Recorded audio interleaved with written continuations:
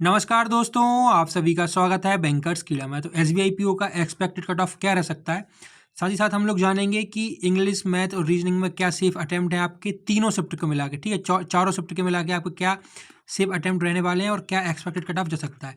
लेकिन इससे आगे बढ़ने से पहले हम लोग देख लेते हैं कि कौन सी शिफ्ट में यहाँ पर डिफ़िकल्ट शिफ्ट थी और कौन सी शिफ्ट में आपको कम अटेम्प्ट देखने को मिले हैं।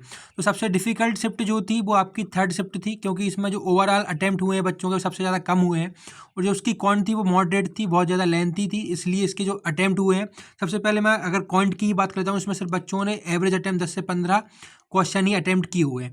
और अगर फोर्थ शिफ्ट की बात करें तो इसमें भी मॉडरेट हमको यहाँ पर क्वांट देखने को मिला था। इसमें जो अटेम्प्ट हुए थे वो 11 से 17 एवरेज अटेम्प्ट यहाँ पर हुए थे बच्चों के। बट ओवरऑल अगर हम शिफ्ट की बात करें डिफिकल्ट शिफ्ट की, तो जो थर्ड शिफ्ट थी वो ज़्यादा डिफिकल्ट आई थी। फोर्थ शिफ्ट में क्या था, इंग्लिश ईजी आ गई थी, जिसके चलते लोगों ने 29 से लेकर यहाँ पर अटेम्प्ट अच्छे खासे किए हैं, 29 से लेकर 30 के बीच में।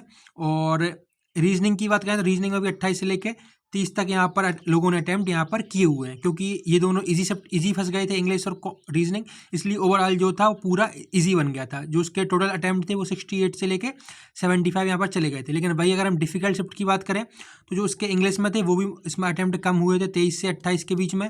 और अगर हम रीजनिंग की बात करें तो रीजनिंग में भी 25 के समथिंग यहाँ पर अटेम्प्ट लोगों ने किए थे। जो उसका ओवरऑल यहाँ पर अगर हम बात करें तो ओवरऑल जो 58 से 65 ही बस जा पाए। ठीक है, मैं सर्कल कर देता हूँ ओवरऑल यहाँ पर 58 65। बाकी अगर सेकंड की बात करें, सेकंड में भी जो ओवरऑल अटेम्प्ट हुए हैं 68 से 75 ही हुए हैं, और इसमें भी 65 से लेकर 75 के बीच में अटेम्प्ट किए हुए हैं फर्स्ट शिफ्ट में। सबसे ईजी शिफ्ट की बात करें तो फर्स्ट शिफ्ट को ईजी मान ले कि लोग बोल रहे हैं कि फर्स्ट और जो फोर्थ शिफ्ट थी वो स्लाइडर ईजी थी, बट फोर्थ शिफ्ट में सिर्फ जो क्वांट थी वो मॉडरेट थी, बाकी फर्स्ट शिफ्ट में सारी चीज़ें इजी थी।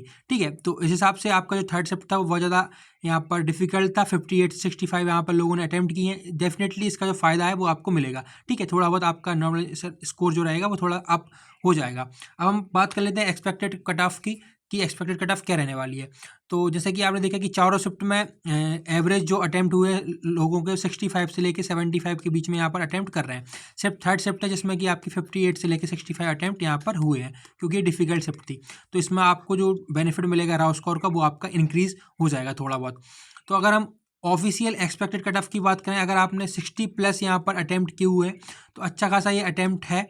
बाकी अगर आपने 65 से लेके 70 के बीच में अटेम्प्ट किए एंड इसके बीच में आपका स्कोर आता है तो ये आपकी एक्सपेक्टेड कट ऑफ रहने की पूरी संभावना है। ठीक है, बाकी जो कट ऑफ है वो कोई भी प्रोडिक्ट नहीं कर सकता है, लेकिन जो एवरेज अटेम्प्ट निकल के आए हैं चारों शिफ्ट में तो ये आपका कट ऑफ इसके बीच में लाइक कर सकता है। बाकी जो थर्ड शिफ्ट है उनके जो स्कोर है वो बढ़ जाएंगे, इसलिए आपका जो रॉ स्कोर रहेगा 65 से लेकर 75 के बीच में अगर आप लाइक कर रहे हैं तो आप मेंस की तैयारी कर सकते हैं। आपका जो कट ऑफ है वो अच्छे खासा यहाँ पर देखने को इसी कैटेगरी में मिल जाएगा। बाकी 60 प्लस अटेम्प्ट अगर कोई रिजर्व कैटेगरी से है, ओबीसी SC ST, तो वो लोग भी यहाँ पर अच्छे खासे अटेम्प्ट मान सकते हैं। तो ये छोटा सा अपडेट था। Till then keep watching, keep subscribing, keep loving. Radhe Radhe दोस्तों।